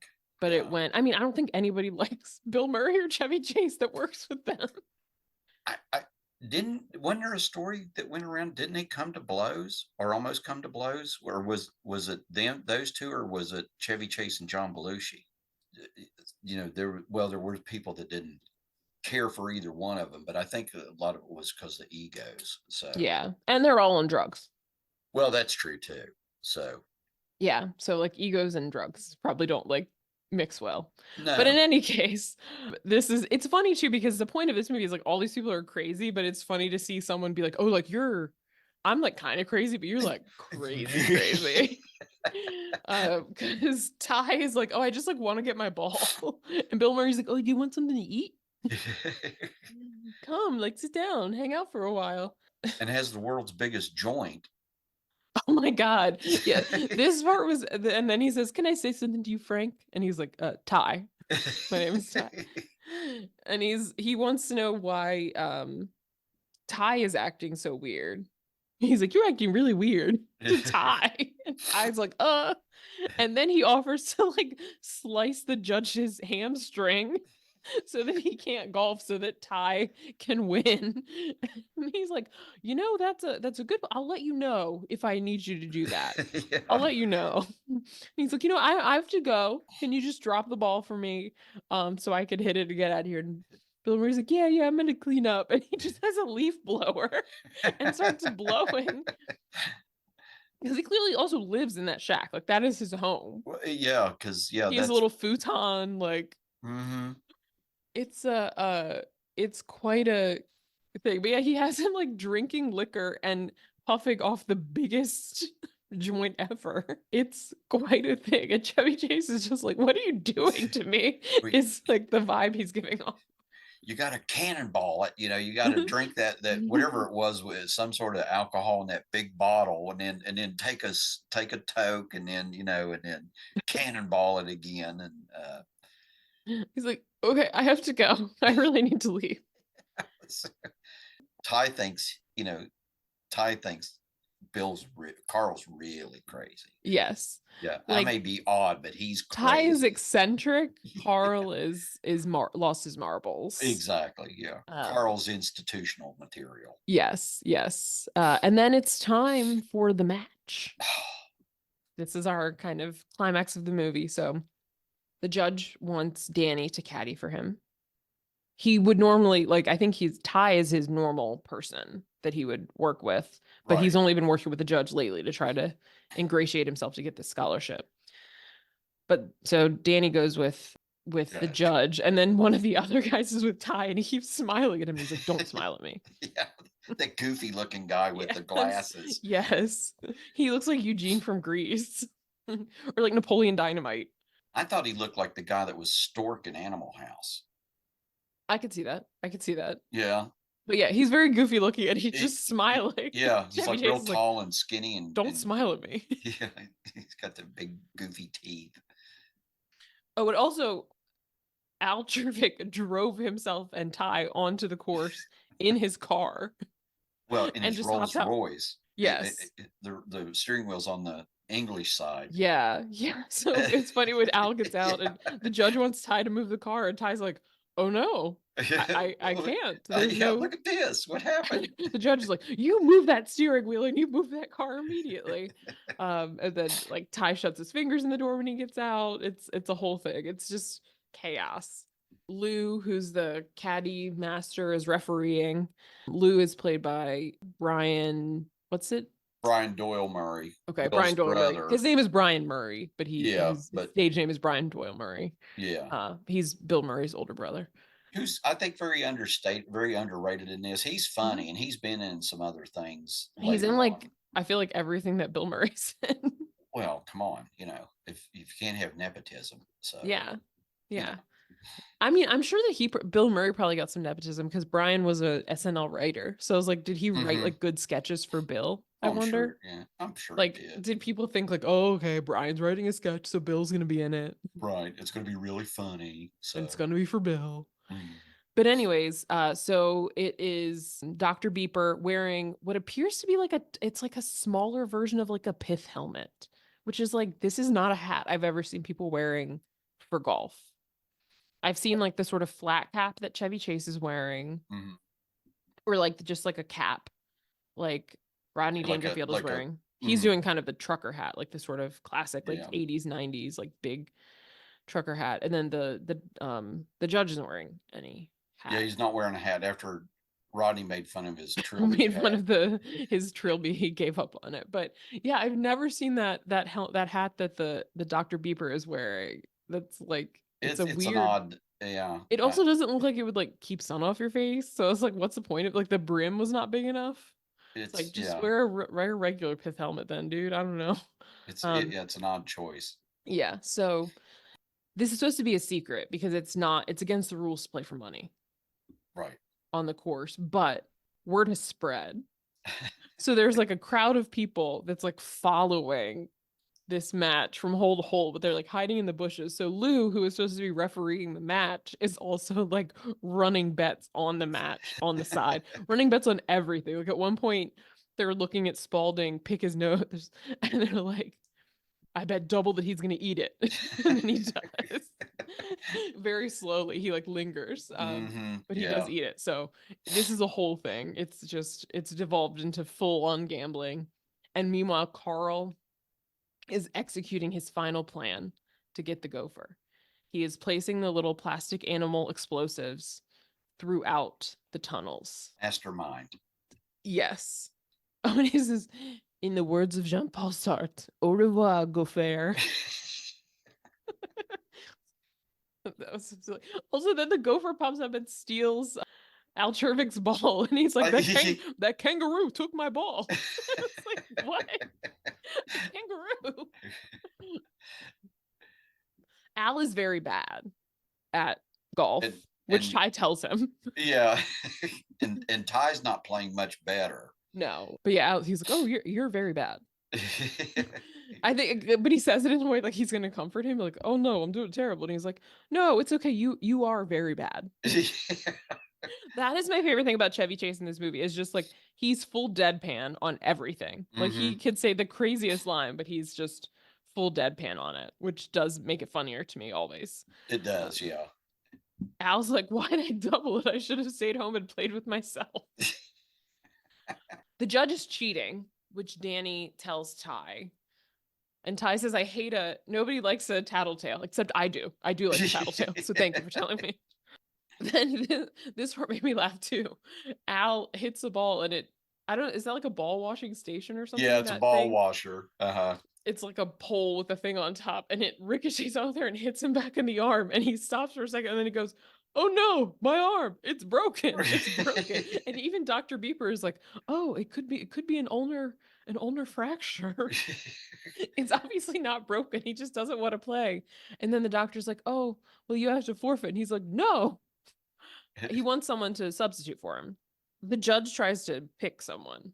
Well, he Oh, you says can pick. He says Spalding. you can use Spalding, and then he's like, Yeah. no, we get to pick." And they pick Danny, and the judge is like, "Well, Danny, like, don't you want the scholarship?" And Al says, "I'll make it worth your while." And Danny's like, "I'm gonna play." So Danny takes Al's spot. At some point, then a bird takes Ty's ball, and Al's like, "Oh, it's good luck," and he's like, "Maybe in Haiti." What? What is happening? Danny's doing pretty well. Ty is still struggling. Ty's giving him some very strange pep talks, just that same kind of like be the ball sort Yeah. of his sort of like weird like Zen Buddhism kind of Yeah. Be thing. your future. See Y- your future. Yes. Me, I'm a veg. Yes.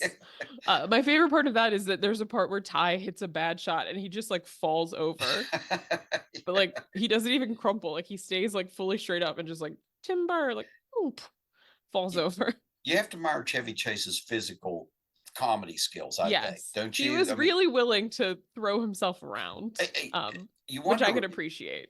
you wonder why at this age maybe he doesn't, it isn't in a wheelchair. So I know. yeah, so from all the pratfalls and everything that he did. So Yeah, exactly. It's hard to do. We get to the final hole. The match is even. Dr. Beeper misses his shot. The judge gets out his like fancy, his like special club, Billy Barul. Billy Baru, Billy the Baru. putter, yeah, Billy Baru the putter. It's like wrapped in velvet. It clearly looks like an older putter. I think it was made in Scotland or something by some Mhm. old club maker, Yeah, it looks like it's Billy. like partially like made of wood or something. Like, And we still call our putters Billy Barus when we have to rely on it for a putt. well, there you go. I have to pull out the old Billy Baru today. So Well, he makes his putt, so Billy Baru comes through for him. And then Ty misses. Also, can I just say, I'm not a golf expert, but I was like, Chevy Chase needs longer clubs. He's bent halfway over. Harold Ramis said the only person that could really play golf was Michael O'Keefe.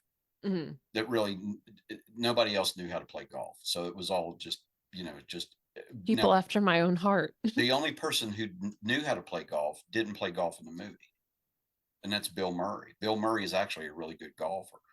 I could see that. Yeah, so he plays in a lot of the pro-ams and stuff Mm-hmm. now. So, but Mm-hmm. he's almost scratch. He almost plays like even par. So, Oh, which is good nice. for an amateur golfer. Yeah. But But even anyway, I know from putt putt, you got to get the right length of club. And what, Chevy Chase, I was like, this man is bent over. He's using a children's club. yeah, Even Danny, it was a little too short for him. But Danny is the last one to go. It really comes down to him. This mm-hmm. is just as Carl is like connecting all of his wires to the plunger for the explosives. Danny hits the ball. Oh, can I interject 1 second before Yes. he does though? Oh, Al goes double or Al, nothing. yeah, Al goes, Judge, double or nothing. He makes the putt. So now it's Yeah. $80,000.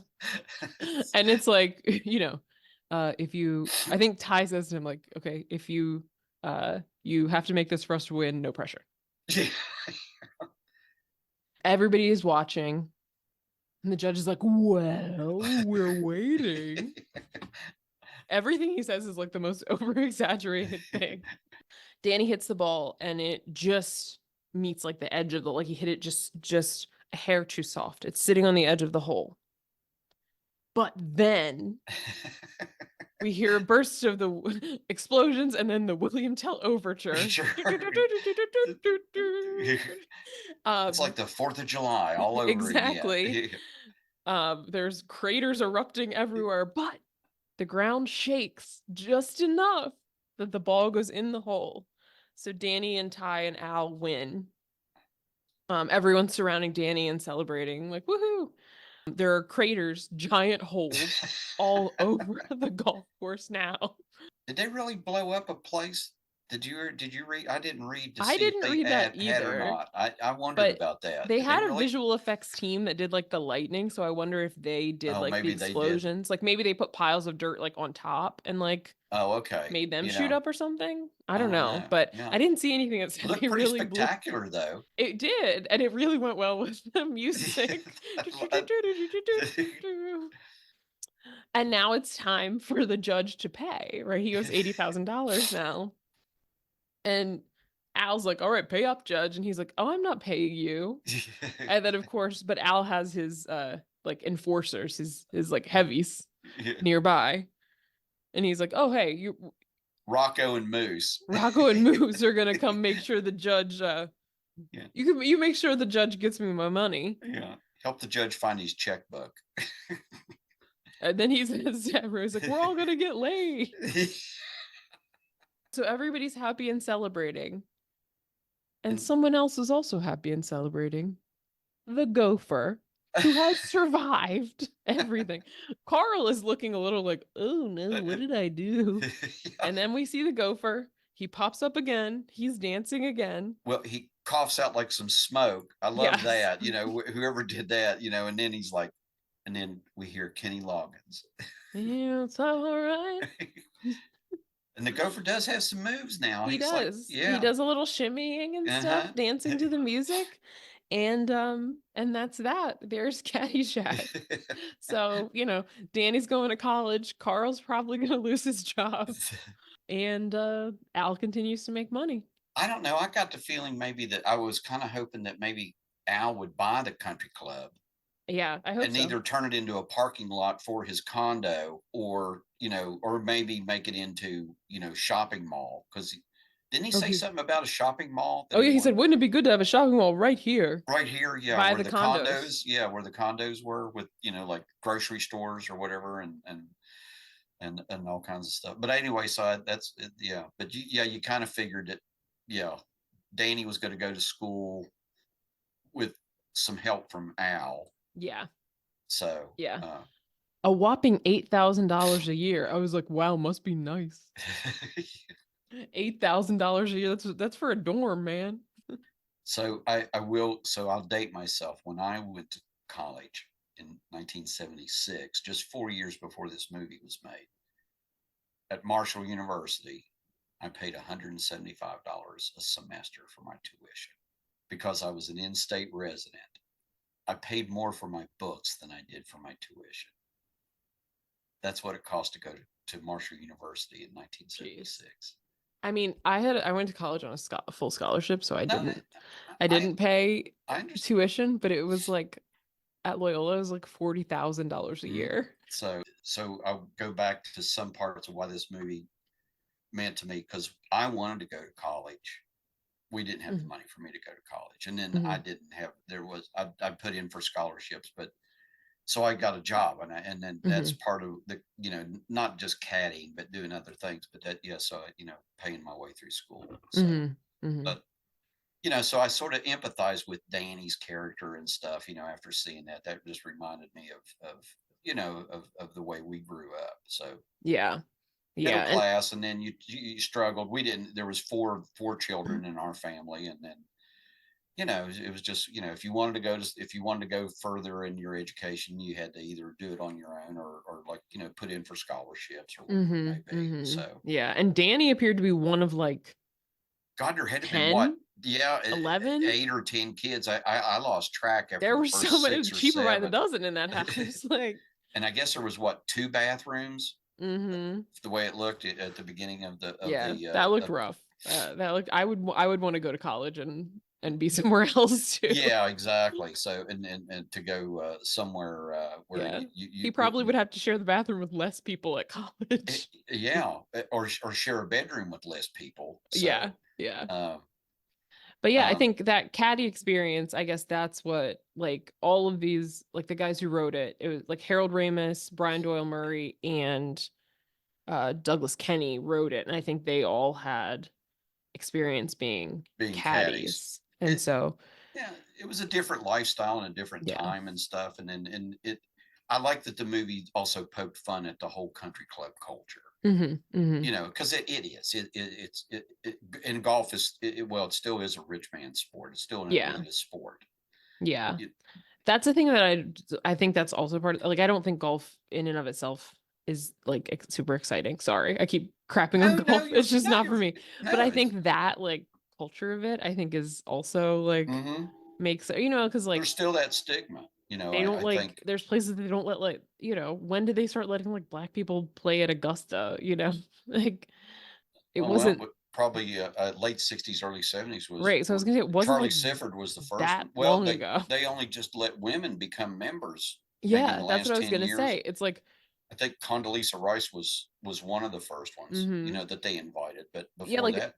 like Rodney Dangerfield makes a lot of jokes in this movie about like Jewish people not being allowed and like Mhm. black people weren't allowed, like women. So it's like, well, why would I? It's, I mean, I feel I enjoyed tennis more, but like tennis is a similar vibe. Tennis is a very like it's less so now, I think, because of people like Venus and Serena, but it is still like It it's a very country club it vibe. can be, and then like I can remember at the country club where we caddied at, there were tennis courts. You know, it was Hmm. like you know, you played tennis or you played golf, or and there was a pool. You know, Yeah, and and then there's like tennis pros that will give yep, you lessons and stuff, and probably golf pros too. yeah. So, um, but and then one of the things about caddying was every now and then you would get what we called a good loop. You would get a either someone that was a guest who wasn't stuffy or whatever, and they would tip you very well. Oh, Uh, nice.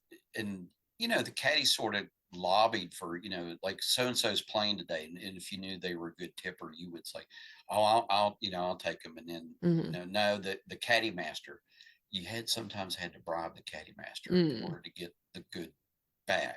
Hmm. That was the other thing. You got a good bag, but sometimes the players would ask for you if you did a good job and then they liked you and stuff. They would say, "Oh, you know, my brother was a good caddy, even though he was young."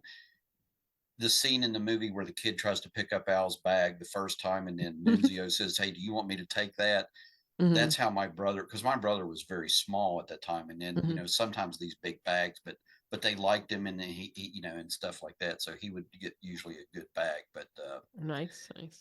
But one guy I remember asked my brother and I. We usually caddy together. Hmm. They would say, "Okay, we'll take the Wilkes brothers." But they would say, we had a guy ask us one time, said, "What's the biggest tip you ever got?" And my brother, without batting an eye, said, $40. We never got $40 as a tip. He And was trying to be like, oh, so the guy you're goes, asking me because you're gonna try to top it. so guy peels off a $50 bill. Oh, dang. There's your tip. So, you know, my brother was always I was going to say the smart one of the family. He said, and I remember we walked back to the Caddyshack, and he goes, "And that, Jim, is how we make money." So he goes, "Because you were going to tell the truth." And I said, "Well, yeah." And he goes, "No." He goes, "No." He says, "How does that guy know? How would he even know how much money we'd Right. ever got?" So, but anyway, And clearly he had it to spare. yeah. So exactly. So I think the movie still it still makes me laugh. I was still laughing at it when I was watching it, rewatching it, and I've seen it probably 40 times. So I'm glad you found parts of it funny. I think Rodney's hilarious in it. Yeah. Harold Ramis does another great job behind the scenes as a director, and in this one, Chevy Chase is not. He's funny. He's Hmm. actually very good in the role, and Bill Murray's just like he's just out there, but He's just going for it. yeah, exactly. So, and Ted Knight plays the part very well. I think that he brings that persona to the character, the stuffy, you know, Hmm. pompous thing. But and I don't know if Michael O'Keefe. I don't know if he did a lot of stuff after this either. Did he ever? So Michael O'Keefe plays Danny. He has been in a lot of TV. Like I recognize him from he's been in multiple like Criminal Minds and like Law and Order Oh, SVU really? episodes. Yeah, because Oh, I saw his face and I was like, oh, like I know that face, but I know it like mm-hmm.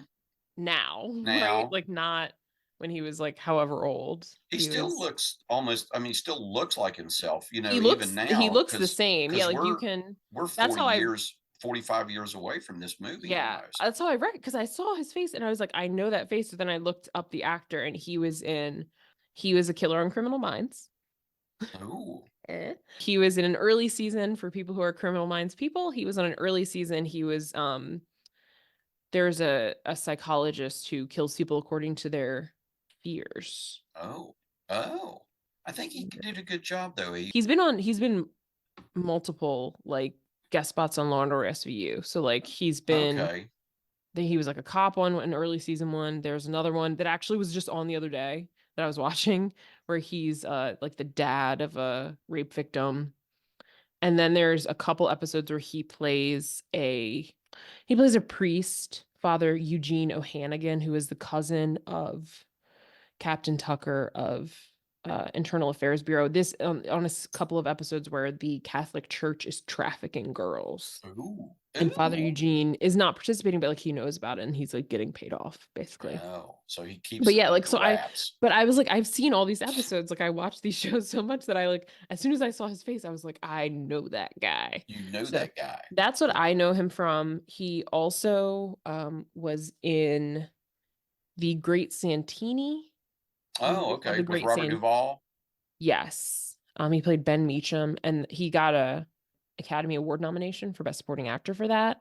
I did not Um, know that. yeah, and he's also in the Neil Simon movie The Slugger's Wife, and he was on Roseanne for a couple of years. So Oh, he's done a lot okay. of TV. I think he's one of those people like the guy from when you're talking about the guy from Streets of Fire. Like he's been working consistently. He's Yeah, not always like big Michael roles, but Pereira. like but yeah, he's been working consistently. Also, did you know that he used to be married to Bonnie Raitt?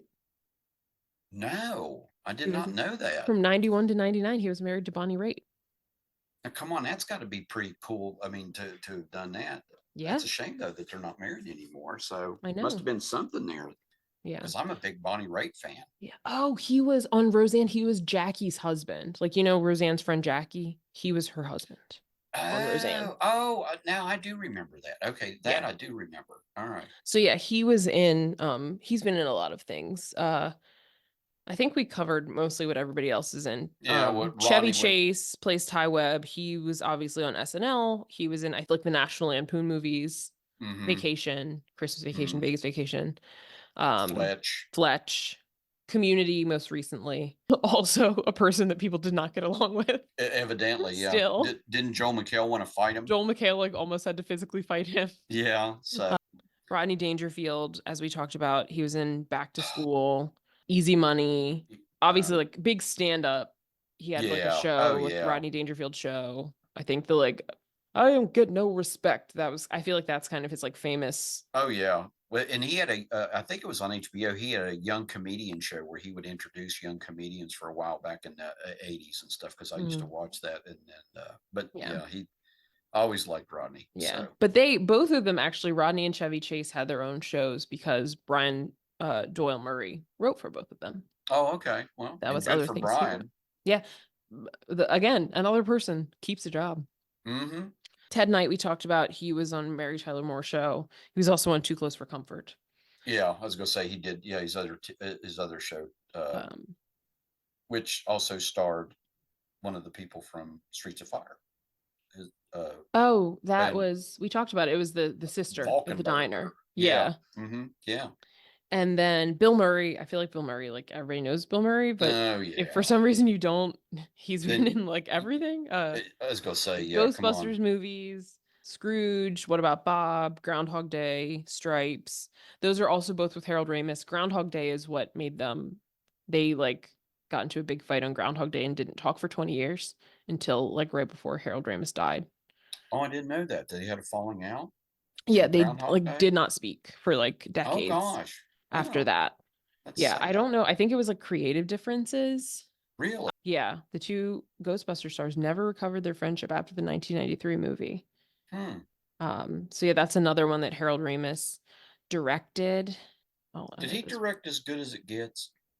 Uh, no, he did Analyze This and Analyze Okay. That. Okay. But he was in As Good as It Gets, wasn't he? He played the doctor, the one that took care of Helen Hunt's, played the pediatrician or whatever, the specialist that Jack Nicholson's character called in as a favor. Maybe I've never I think seen maybe it As was Good just a as It cameo then. I Gets. didn't know if he directed that though or not. Yes, Dr. Martin Bettis. Yeah, just he Um, had a small part, but it was, I just remember that was one of the, things where he talked about, he was going to help her son or something because he had these severe allergies or something. yeah, yeah. Um, I but always loved him, and he has a small part in Knocked Up, and he plays Harold Ramis plays Seth Rogen's dad, and they just meet up, and he like gives him advice because Seth Rogen's like obviously scared about like having an unplanned child, and he just talks about like he's like it's really hard, isn't it? And Harold Ramis is like yeah, but like I love you, like it's a very sweet like little It's a very brief Well, cameo, but it's he's gone way too soon. for sure, for sure. So Harold Ramis's daughter Violet wrote a memoir called Ghostbusters Daughter, but she said at the time there was a combination of factors going on. So like Bill Murray was going through a tough time in his personal life when they made Groundhog Day. Mm. They were not seeing eye to eye on the tone of the film. They had a few arguments on set, including one in which Harold Ramis uncharacteristically lost his temper, grabbed Bill by the collar, and shoved him up against the wall. Eventually, Bill just completely shut my dad out for the next 20 years. Oh gosh, that's so But sad. yeah, yeah. So, and it looks like Harold Ramis would try to reach out over the years, but like they didn't. He didn't come back until like right before Harold Ramis died. He showed up in classic Bill fashion. He showed up at the house unannounced at 7 a.m. with a police escort and a dozen donuts. They spent a couple hours together, laughed a little, and made their peace. Well, at least that they did that before he passed away. So, Yeah, yeah, because I guess it was like clearly the end, end. So, but yeah. So this was thankfully this was like a positive time in their life, I guess. yeah. But So as they we were on a mentioned, oh, go creative ahead. spark. Yeah. Yes, So, exactly, exactly. The other people in the movie, so Maggie, who's the inexplicably Irish girlfriend, is Sarah Holcomb. She, as I said, is the girl. She, I think, her other big role was in Animal House as the mayor's daughter, who turns out to be 13. yeah, the very underage daughter. Yes, Yeah. yes. And then the niece Lacey is played by a woman named Cindy Morgan, who was in Tron. I don't know who she plays in Tron, but she's apparently in Tron. And then Brian Doyle Murray, who plays Lou, the caddy master. He's, we mentioned, Bill Murray's older brother. He worked on SNL. He's been in a ton of other shows and movies, pretty much like everything Bill Murray's in. He probably has a part in it somewhere. I He think also he has does a done lot of voice TV work. movies, doesn't he? He does a lot of voice work. Like he's Oh, done does voices on he? like SpongeBob and Oh, okay. lots of other TV shows. So like he's been in a ton of things. And like I said, he co-wrote the movie. He was a writer on SNL and he wrote for Rodney Dangerfield and Chevy Chase's shows. Harold Ramis also was a writer in addition to being the director. Mm-hmm. And Harold Ramis, if you don't know who he is, you should, because as I said, I have great affection for Harold Ramis. He is Egon Spengler, my favorite Ghostbuster in Ghostbusters and Ghostbusters 2. He's in Stripes, which did he also direct that? I don't know if he directed that, but he was the head writer on Second City TV. He co-wrote Groundhog Day and Animal House. He directed Caddyshack, Vacation, Groundhog Day, Analyze This and Analyze That.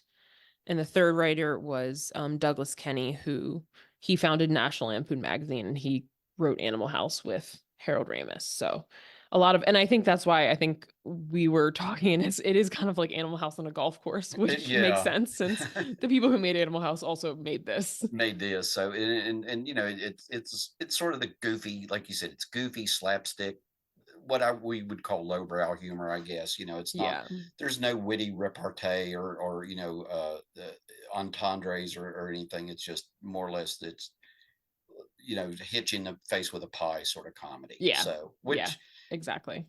I have to admit, they could have made the movie about any subject. It didn't have to be golf, and it would have been probably just as funny. But I think they like poking fun at the golf course and Yeah.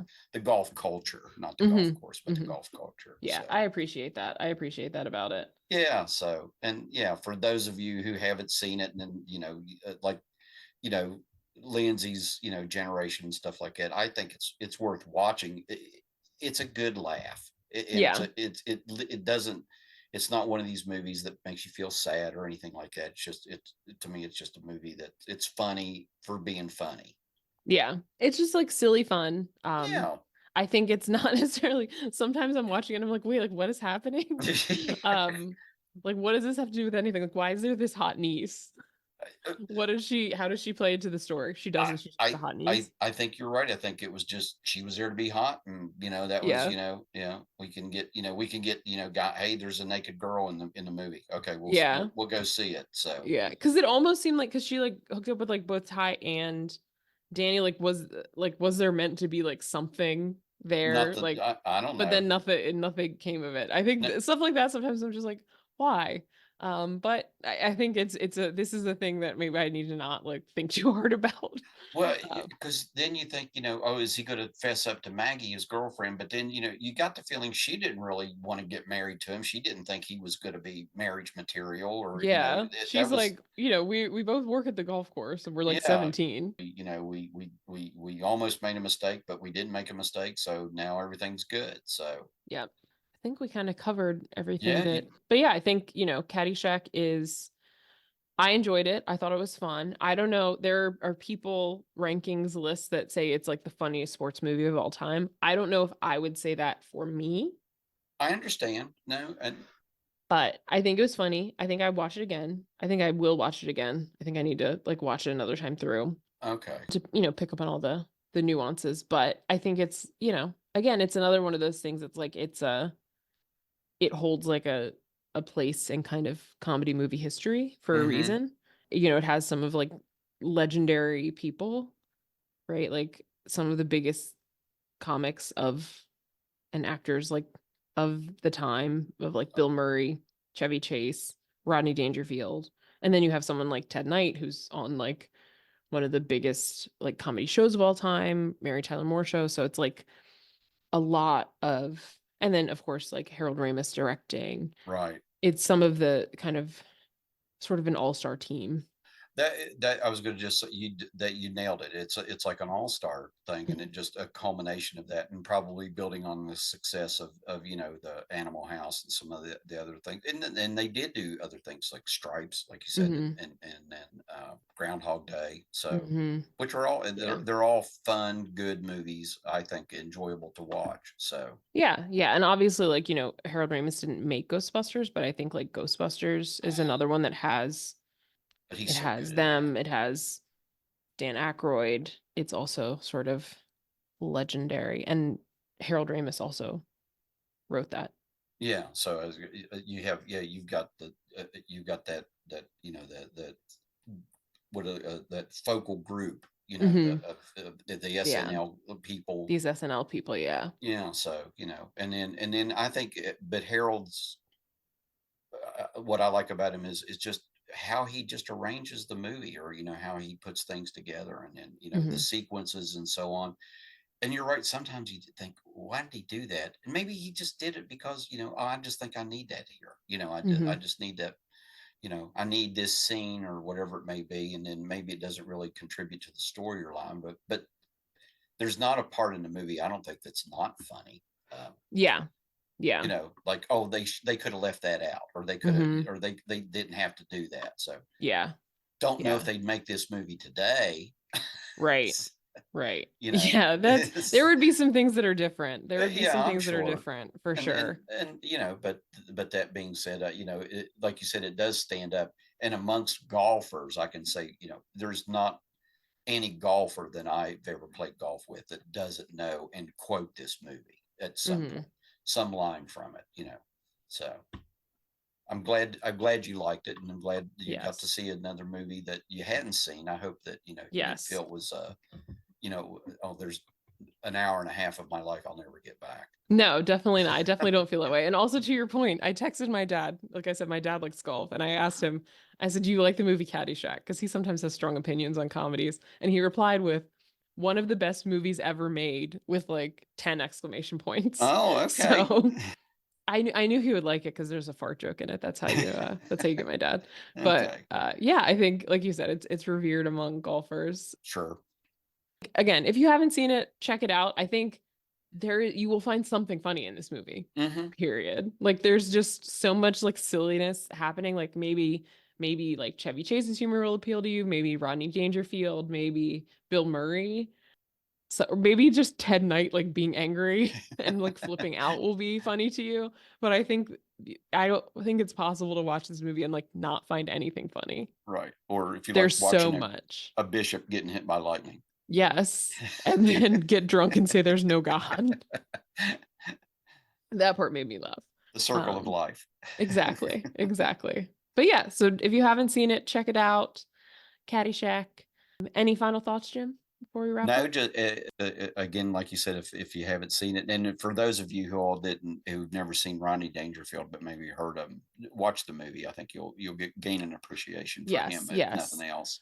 I will also say another thing that just came to mind regarding Rodney Dangerfield, because I was like, what else have I seen him in? So there was an animated movie that came out in the 90s called Rover Dangerfield, and it's just an animated dog who is basically Rodney Dangerfield, but a dog. And he voices him. And I Really, watched that as a kid. Yes, he is a dog I have who not seen that. he wrote the movie, he voices the dog. The dog looks like him. I have to send you the picture, but it's like it's like a Disney movie. It's like an animated movie with songs and stuff. I got And to see basically this. he's a dog. It's Rodney Dangerfield as a dog. He wears a tie, he's pulling on his tie, like he's got the big eyes. He's owned by a Las Vegas showgirl, but he gets like taken. He's living in the lap of luxury. He basically gets taken and like tossed over the Hoover Dam, and he ends up living on a farm.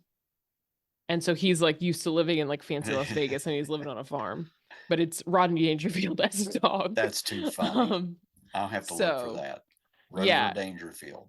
Rover Dangerfield. So maybe if you're a 90s kid and like some of this sounds familiar to you, maybe you've seen Rover Dangerfield. Because I Okay, know that I watched it. good segue. Um, Okay, but yeah, so that's a good window in for the young kids to Rodney Dangerfield because it'll be a little tamer version of his comedy for the kids.